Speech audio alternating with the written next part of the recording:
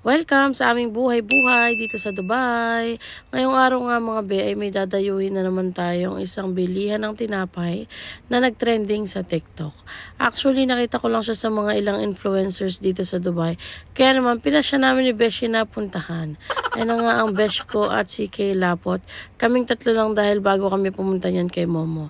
At syempre wag natin kalimutang mag-parking kung ayaw natin ma-fine ng 200 dirhams. O 3,000 mga be kapag ka illegal parking or hindi ka nag-park ng maayos kasi syempre may bayad yan. Pag natsyempohan ka, yari ka talaga. At ayan na nga si Beshi at si Kayla na naglalakad sa kawalan. Ayan. Medyo malapit lang din naman yung napag-park ka namin mga be. Located nga pala yan dito sa may Karama Center. Mga be, i-search nyo na lang sa Google Map kung kayo yung magdadrive or kapag ka naman kayo magkakarim, ipin nyo na lang yung location. Bali nga mga be, itong Panpugon ay nag-offer ng iba't ibang klaseng Filipino bread, pati na rin ng mga kakanin. At meron din silang mga sushi mga be ay no, napakamura at binatog na napakasarap naman talaga. Ayan nga mga be, ang store nila, maliit lang pero siksik liglig. May mga pumupunta ring mga ibang kabayan na bumibili ng kanilang mga tinapay. Kasabayan namin, di ko na lang nakuhaan dyan. And nga pala yung bread selection nila mga be. Makikita nyo naman. Yummy. Meron pan de coco at ensaymada at kung ano-ano pa. Meron din silang mani tapos banana bread. At yan ang kuya nyo aja. May siopaw din, braso de Mercedes. Tapos yung may hopia din mga be kasaba, yema cake, sapin at saka turon. Meron din sila dyan mga beng chicken skin pero hindi ko na lang nakuhaan. At yan na nga mga be, pagkatapos natin umorder ay pumunta naman tayo dito sa may kabilang side para maipakita ko sa inyo kung ano rin yung mga tinda dito sa may Karama Center. Ayun na nga't bumili kami dyan ng tubig mga be kasi nga syempre kung may pambara kailangan meron din panulak. Ayun na nga ang Panpugon mga be, makikita niyo yung malaking signage nila doon sa harapan ng Karama Center. Marami ka rin kayong pwedeng mabili dyan mga be dahil may mga tinda rin ng perfume, mga damit, mga pants at kung ano-ano pa. At meron din dyan nga jug at saka tribal mga be, nagulat nga ako. At ayun na nga kuya nyo aja, ginabi na kami sa daan na sa office kami yan ni Momo at inaantay siya.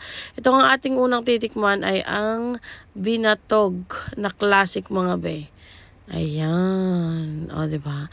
Nagustuhan ko naman itong binatog na classic nila mga be kasi medyo nakukulangan lang ako sa tamis. Kasi nga siguro dahil classic siya, wala siyang kahit ano kundi nyug lang. Pero kung may asukal or asin siya mga be, perfect na talaga yung lasa niya. At ito talaga yung pinakagusto ko sa lahat ng binili namin mga be. Itong binatog de leche. Meron siyang condensed at meron din siyang keso. Tignan nyo naman ang reaction ko dyan mga be. Kitang-kita nyo naman at napapailing pa nga ang kuya nyo Aja. At napasubo pa ng pangalawang beses kasi talaga solid, napakasarap talaga niya mga be. Hindi ko na lang nilagyan ng voice mga be para hindi na rin masyadong makagulo. Ano ho? Kasi kung ano na rin pinagsasabi ko dyan. At ayan na nga mga be, ang kanilang buko pie at egg pie. Nasa halagang 45 dirhams mga be ay may 8 piraso ka na. At ayan nga't dumating na si Momo, pinatikim ko sa kanya ang egg pie. At ang sabi niya naman din dyan ay yummy. Masarap, o diba? Ganyan lang talaga ang reaction niya mga be kasi fierce yan palagi.